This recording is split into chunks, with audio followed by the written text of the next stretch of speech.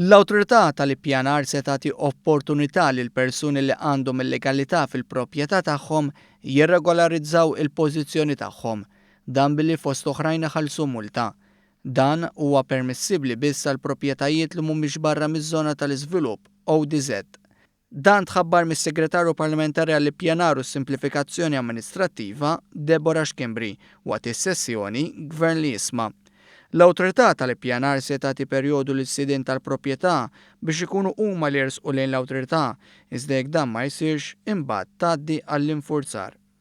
Jiena persuna li nemmen ħafna fl-infurzar u nemmen illi l-infurzar itik il-kwalità meħtieġa għax mhux inbilli nagħmlu liġijiet. Il-liġijiet huma fuq il-karta imma dak illi iġġiel dik il-liġi tiġi to full fruition tagħha hija meta inti min jagħmel abbuż inti tenforza.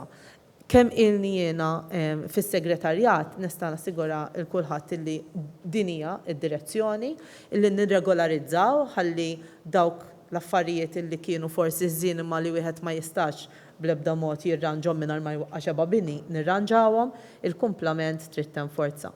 Is-Segretarju Parlamentari Deborah Schembri tkellmet dwar ir-riformi li saru fl-awtorità u fissret kif għall-ewwel darba f'9 snin l-awtorità tal-ippjanar se tibda tagħmel il-qlieħ. Dan grazzi għal miżuri li ttieħdu mingħajr ma tefgħu aktar spejjeż u tariffi ogħla fuq l-applikant. Intant Schembri tkellmet ukoll kif tul il-ġimgħa li ġejja fil-Parlament se jitressaq l-abbozz ta' liġi biex id-Dipartiment tal-Artijiet isir awtorità. Dan għandu jżid aktar trasparenza u effiċjenza f'post li għal żmien twil tħalla f'sistema anarkika. Fissret kif wasal iż-żmien li d-Dipartiment tal-Artijiet ikollu sistema elettronika aġġornata u aċċessibbli fejn il-pubbliku fost l-oħrajn ikun jista' jikseb informazzjoni dwar l-artijiet tal-Gvern.